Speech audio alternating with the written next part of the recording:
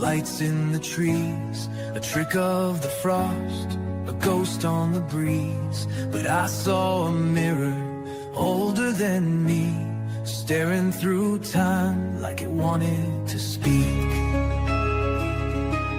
The forest went silent, the world held its breath. Something was watching beyond life and death. We stepped through the green, boots breaking the seal, not chasing a light, but something too real.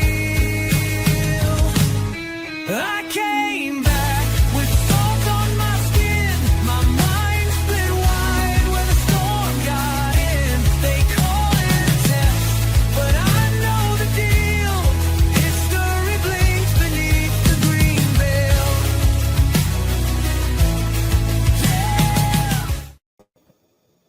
Good evening, everyone, and welcome to Chapter 9, The Double Self. How you doing, John? Great. Chris? Awesome. Hanging in there, both of you? Hanging in. I think we all had a little interesting weekend. I know you were busy, Chris, working at a doing your thing on Saturday. And John, I'm just glad that you're here and you're well. Thanks. Everything worked out for you. I was at a concert. That's why we all didn't do a live show this past Saturday. But we will be back with the live preview review show on Saturday. So a couple of things. I don't know what you guys seen, and this is a little off topic, but during the hearing, they were showing that video clip of the Hellfire. And Chris and I think we know from a show that just aired on KGRA and UAP Crossfire that it's the consensus by those in the military that this was a Chinese surveillance balloon.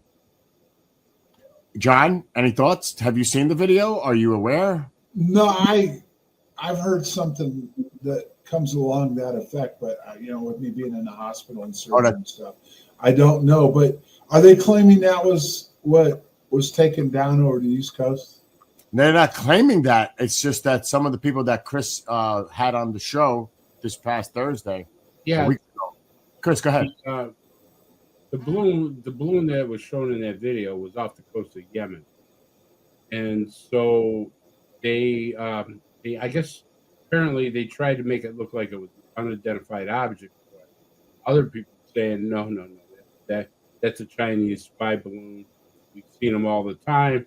The Hellfire.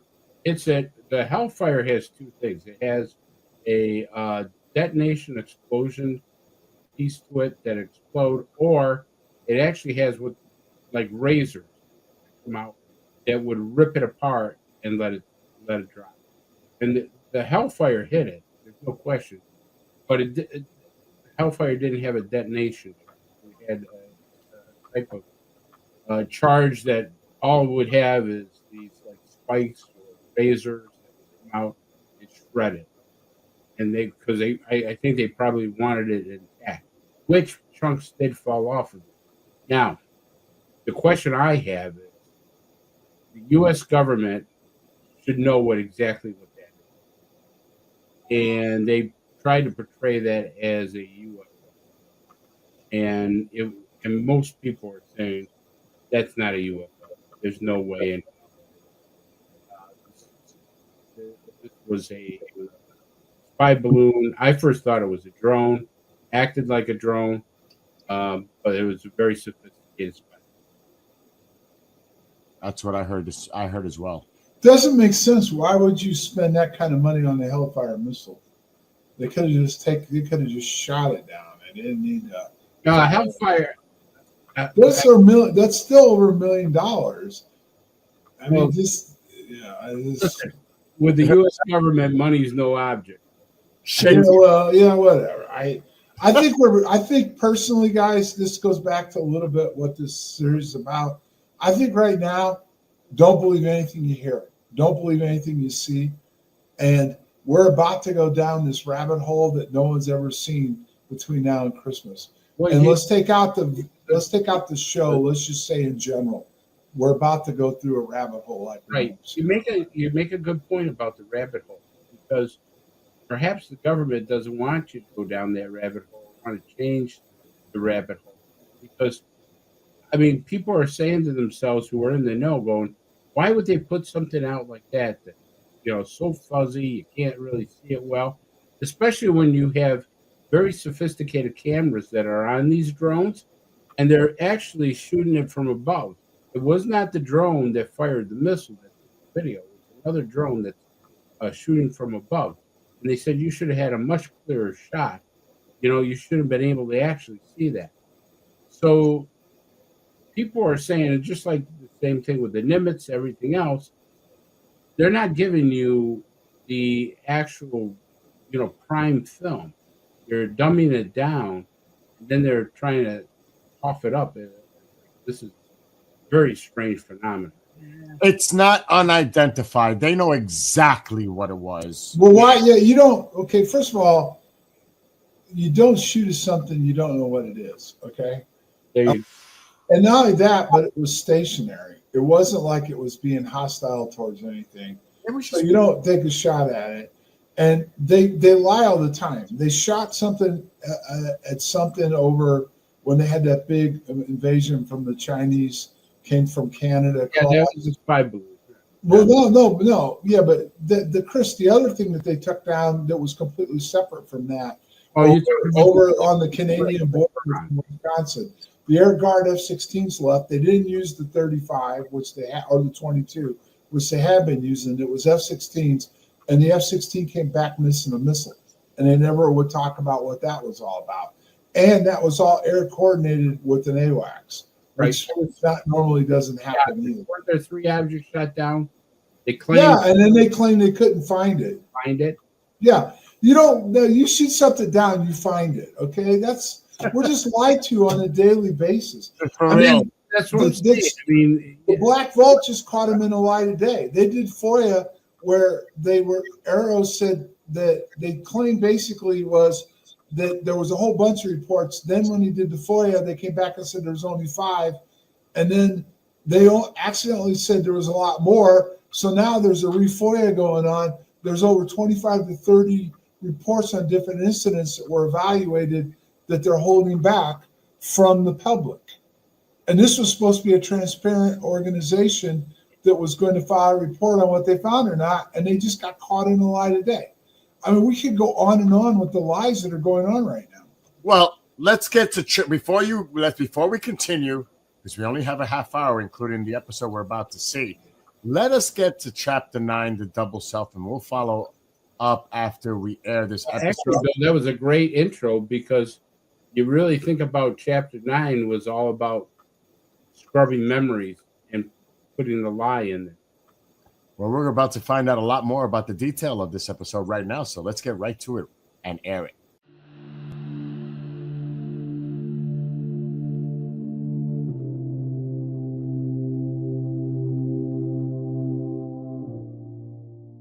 Jack Barrett had returned to duty, but not as the same man who vanished into the forest.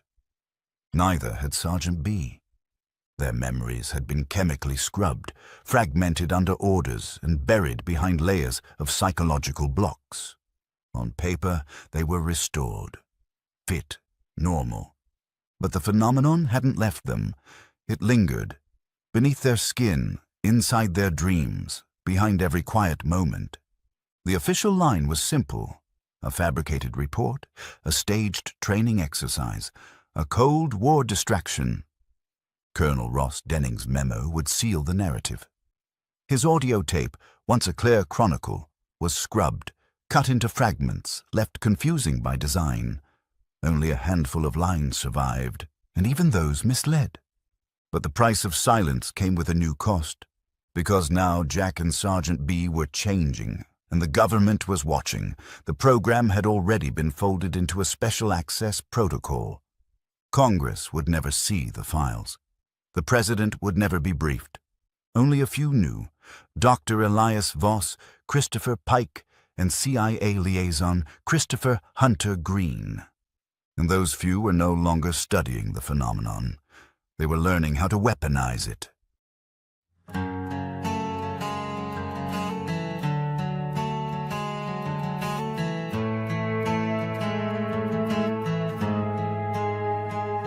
There's a silence under skin, a whisper where the truth had been, buried deep behind the veil, in fractured minds too lost to fail.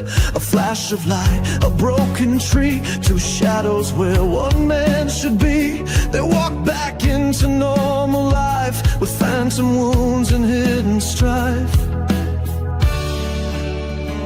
And tell me what I saw was wrong.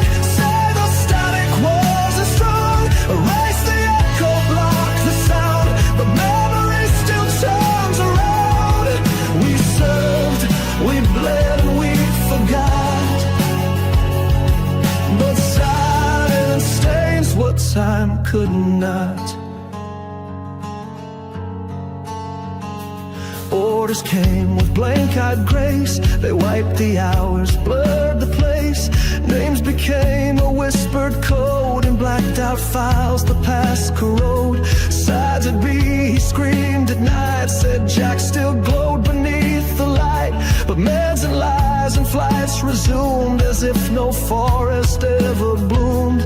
Down in a vault the tape was trimmed. The real was clipped, the false was hemmed. A memo vague, a light described, while men who saw it never lied. The satellite they said was burned, returning all the truth adjourned. The field remains, the pulse survives, and something waits where memory hides. Tell me what I saw was wrong. Say the static wasn't strong. Erase the echo, block the sound, but memory still turns around. We served, we bled, and we forgot,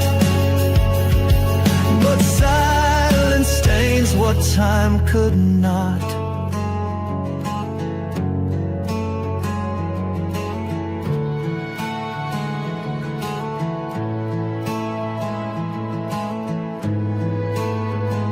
We walked away, our duty done, but still we chase what we outrun. For Jack, for truth, for what remains. We are the men who hold the names.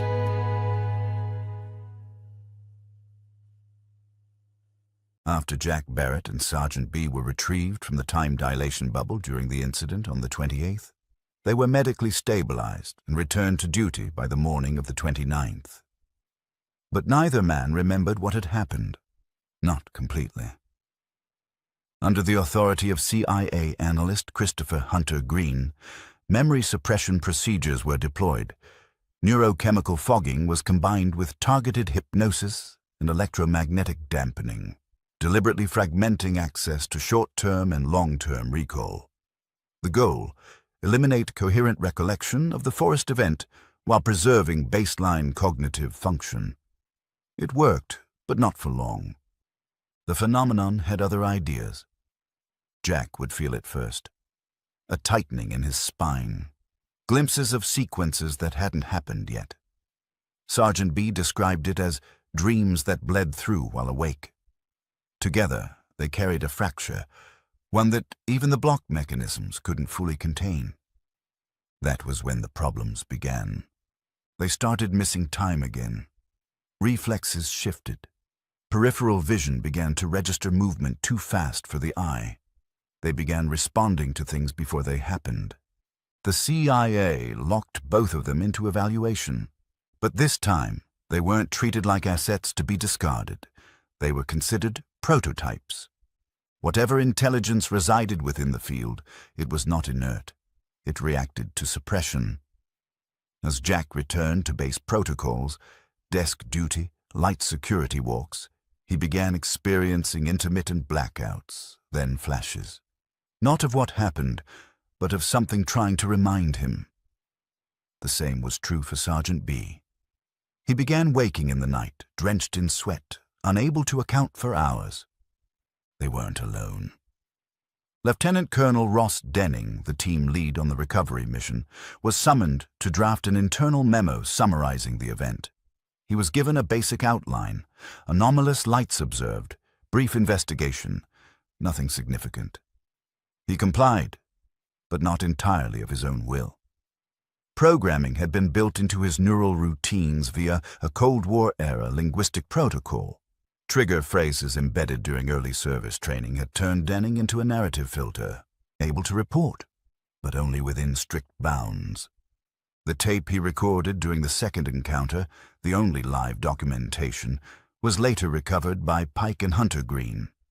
Most of it was scrubbed. Less than 18 minutes remained, cut and distorted. The result? Confusion, a tactical move. Anyone listening would find it incomplete, ambiguous, and that was the point. Jack Barrett and Sergeant B had returned to duty with memories veiled, but something had changed. Physiological anomalies emerged first. Jack's reflexes began responding before stimuli occurred. Sergeant B reported hearing unspoken thoughts, glimpses of intention from those near him. What began as headaches and vivid dreams soon clarified into patterns. Predictive senses, lucid perception, accelerated cognition. They didn't talk about it at first, but the phenomenon wasn't done with them. Dr. Elias Voss had seen the markers. He had them quietly brought in on their days off. No uniforms, no paperwork. Just the two of them inside a converted SCIF beneath Martlesham Heath. There, Voss initiated a training regimen informed by Project Stargate. The protocols were unofficial, but exacting. He taught them Vipassana meditation to stabilize their internal signal and reduce cognitive dissonance. Kripalu yoga sessions followed, allowing them to stretch, center, and bring their awareness into congruence with their altered neural rhythms. But it was Voss's custom-designed Stargate method, an evolved integration of psycho-navigation and harmonic resonance that showed them how to reach into the signal field without breaking. They began by remote viewing coordinates already known to Voss. Then they were given unfamiliar targets. Both succeeded. Jack described what he saw as compressed timelines threaded into light. Sergeant B said he could feel the emotional residue of events before they happened. Voss documented everything. In time, they would become something more. Assets, yes, but also keys. Not just to the anomaly, to the human mind's convergence with it. By early March, both Jack and Sergeant B began experiencing physiological complications. Jack's EEG showed spikes in theta and gamma activity, correlating with altered perception states. Sergeant B reported migraines, tremors, and what he described as phantom echoes, hearing voices from conversations that hadn't occurred. The science team, led by Dr. Elias Voss and assisted by Pike, placed them under ongoing surveillance at the Edgewood Convergence Unit, a remote facility built for exotic field effects. There, it became clear that exposure to the time dilation bubble had not merely displaced them, it had rewritten small portions of their biology. Cellular decay in Jack's mitochondria was accelerating, but oddly so, influenced by oscillatory frequencies detected in the deep forest near Capel Green. Sergeant B's blood work revealed elevated isotopes not commonly found in terrestrial environments. Operation Echo Protocol had fractured the boundary between event and observer. The entire project, now updated to Echo Protocol Phase 2, was buried under a Special Access Program, SAP, with zero congressional oversight.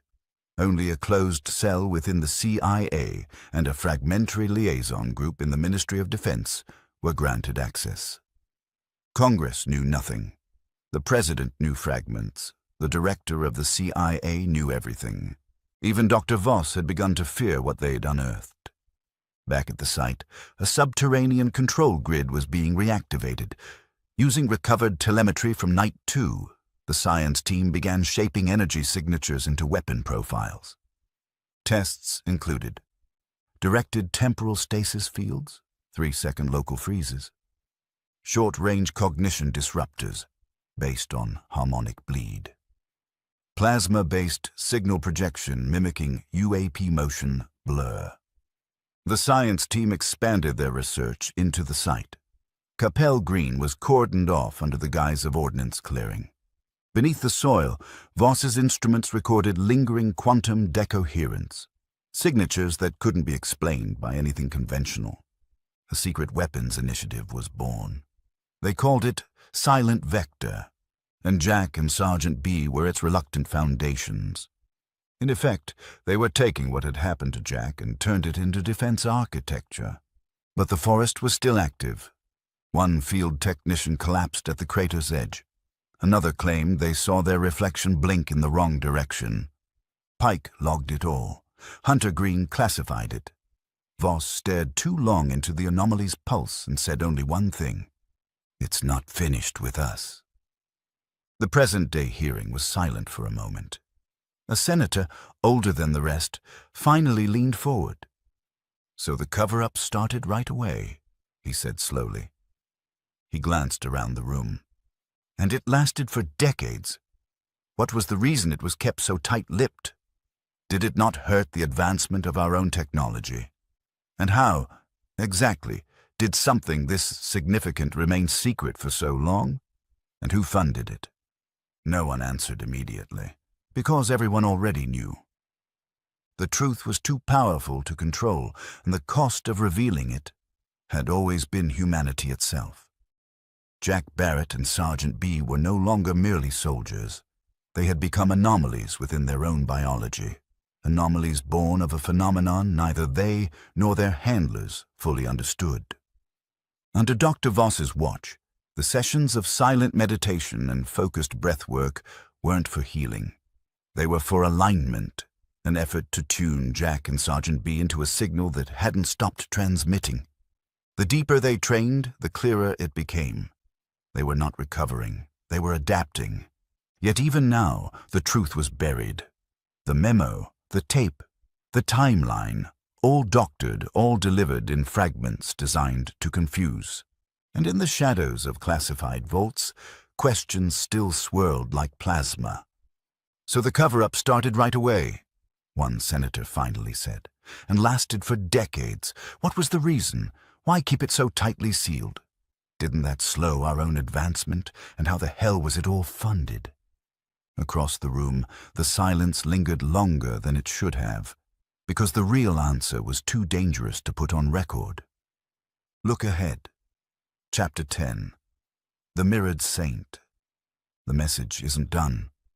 As the anomaly prepares for its return, the signal buried in Jack begins to fracture.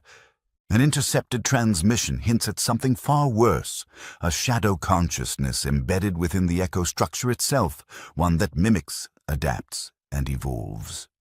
It has a name now. Not given by man, but whispered from the edge of space-time. The Mirrored Saint. And as global surveillance intensifies and ancient doctrines are quietly rewritten, Jack will uncover a secret hidden not just from governments, but from time itself. Prepare to step back into the breach. Because the next convergence is already underway.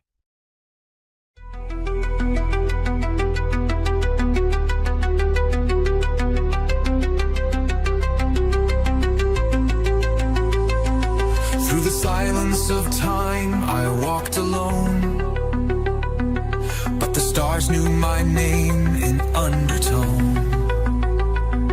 From Rendlesham woods to Saturn skies, I carried the echo, I lived the why. It wasn't the end, it was unfolding.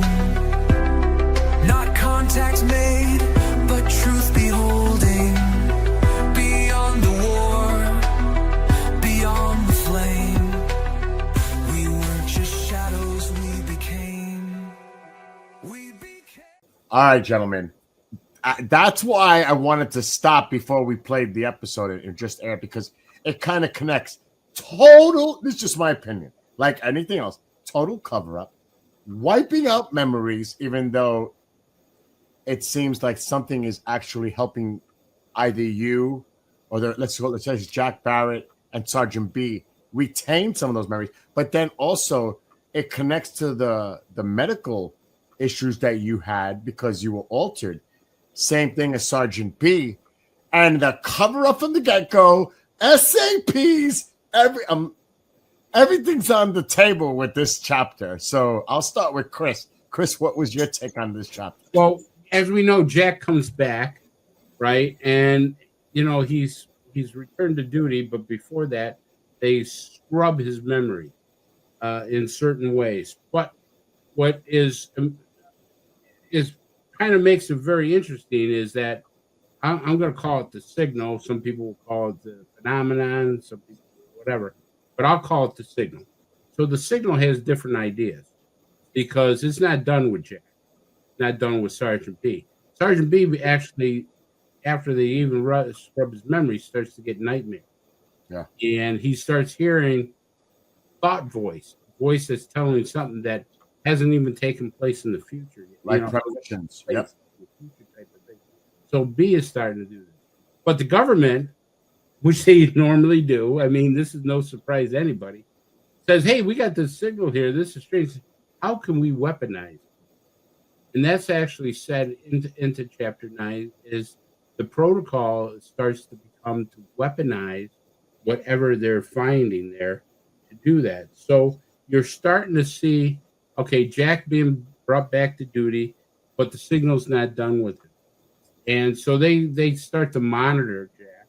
They start to monitor Sergeant P because obviously things have changed with Jack.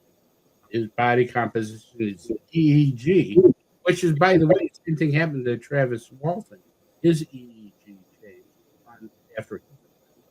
Well, the same thing with Jack Barrett's experience was a change in his body chemistry. Yes. John, obviously you already know pretty much about this because you wrote it.